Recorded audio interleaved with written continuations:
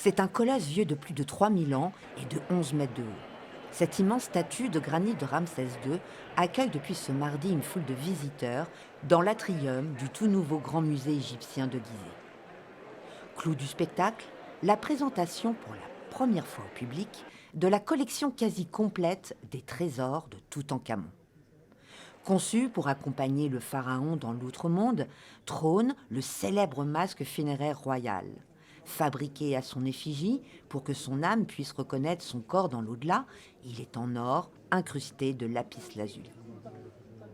Conçu comme une vitrine pharaonique de la civilisation antique, la galerie sur 4 niveaux regorge de plus de 4500 pièces. Des centaines de statuettes, des meubles comme ses lits ou encore ses fauteuils, mais aussi des chariots militaires ou même des sandales du pharaon.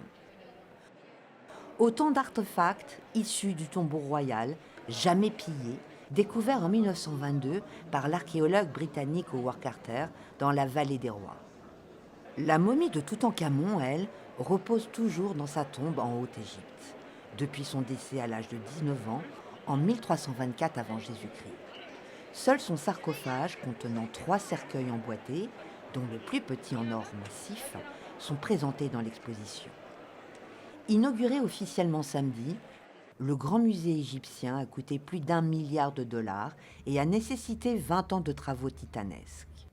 Les autorités le voient comme un moteur pour le tourisme, une source vitale de devises étrangères et d'emplois dans un pays qui peine à sortir de la crise économique.